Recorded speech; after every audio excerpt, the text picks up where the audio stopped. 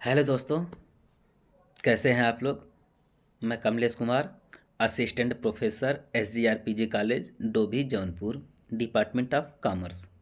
आज के सेशन में मैं आप लोगों को फूड ऑफ थाट के बारे में बताऊंगा। फूड ऑफ थाट मीन्स विचारों का भोजन। इस कड़ी में जो पहली स्टोरी है वो है बेटर वेट एंड सी। अच्छा होगा कि प्रतीक्षा करें और देखें। बेटर वेट एंड सी ये जो स्टोरी है, इन्होंने पाउलो कोयलो महोदय हैं जो कि ब्राज़ील के हैं। इन्होंने ही ये स्टोरी लिखा है। चीनी बास पर ये कहानी आधारित है। ठीक है, तो चलते हैं, देखते हैं क्या है story. After the bamboo seed is planted you don't see anything for approximately 5 years other than a tiny shoot. 5 सालों तक आप इसके छोटे से अंकुर के अलावा आप कुछ भी नहीं देख सकते हैं। ठीक है, अब देखते हैं आगे क्या है। All of its growth happens underground. इसका जितना भी ग्रोथ होता है, विकसित होता है, डेवलपमेंट करता है, ये सब ज़मीन के अंदर ही करता है।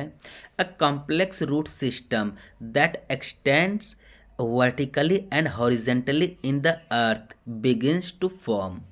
क्या होता है, ये ज़मीन के अंदर ही लंबवत तथा क्षैतिज रूप में अपने आप को विकसित करता है ताकि ये फ्यूचर में सरवाइव कर सके।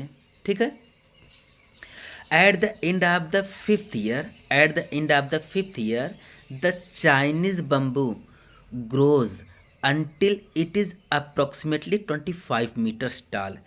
5वें साल क्या होता है, ये चाइनीज़ बम्बू अचानक से चमत्कारिक रूप में क्या होता है, 25 मीटर तक लंबा हो जाता है ना कमाल।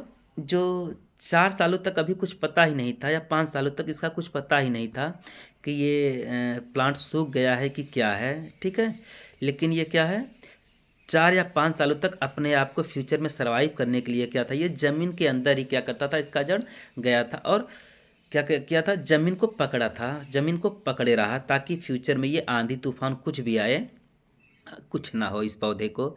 ठीक है, तो देखते हैं आगे क्या है। Many things in life, personal and professional, are like the Chinese bamboo. Life में भी ऐसी बहुत सी चीज़ें हैं जो पर्सनल हो चाहे व्यावसायिक चीज़ें हों, वो चाइनीज़ बम्बू चीनी बाँस की तरह ही है। ठीक है, you work, invest time, energy, do everything possible to nurture your growth and sometimes you don't see anything for weeks, month और इवन ईयर।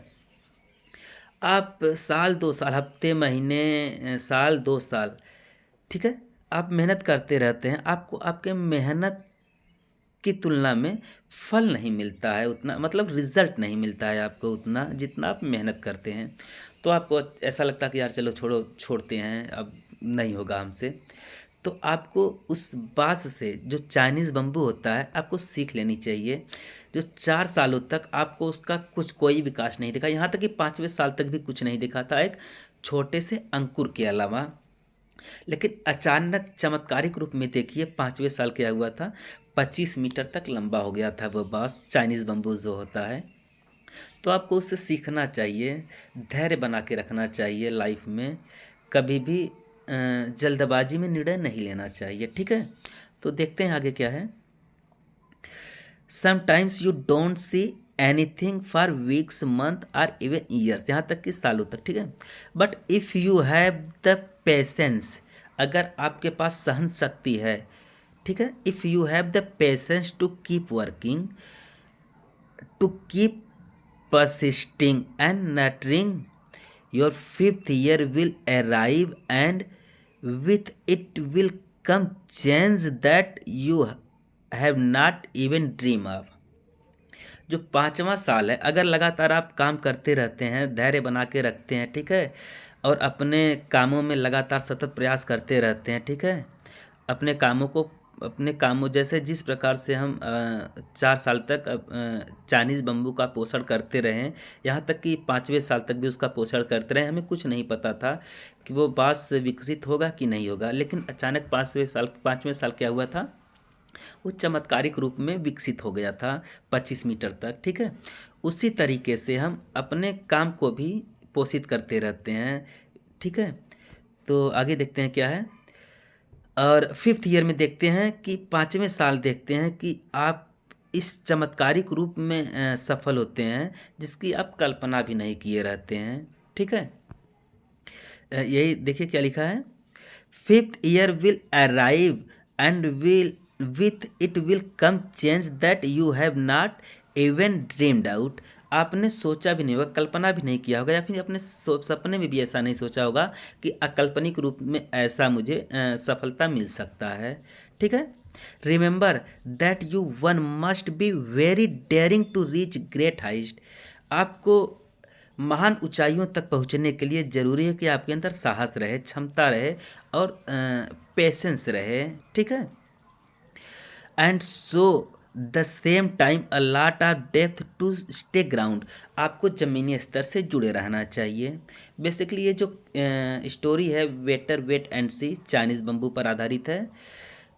यह हमें यही सिखाता है कि यह ईमानदारी, विनम्रता और वफादारी का प्रतीक होता है। यह तूफान में झुक जाता है लेकिन टूटता नहीं है, और इस प्रकार अखंडता, सहन शक्ति, लचीलेपन और सहनशीलता का प्रतीक है। अपनी मजबूती के कारण बांस लंबे जीवन का भी प्रतीक होता है, और यह मानव क्षमता के बारे में भी सबक सिखाता है। ठीक है, तो जिस प्रकार चीनी बांस भविष्य में जीवित रहने के लिए अपनी मजबूत जड़ विकसित करता है जमीन के अंदर क्षैतिज तथा लंबवत रूप में, उसी प्रकार आपको भी अपनी मेहनत करते रहना चाहिए और सफलता प्राप्त करने के लिए ठोस आधार तैयार करना चाहिए। ठीक है, यह हमें कठिन परिस्थितियों में हार नहीं मानने देने के लिए ऐसी शिक्षा देती है। तो दोस्तों, मेहनत इतनी खामोशी से करिए कि सफलता जो है शोर मचा दे। Same like Chinese bamboo. Thank you.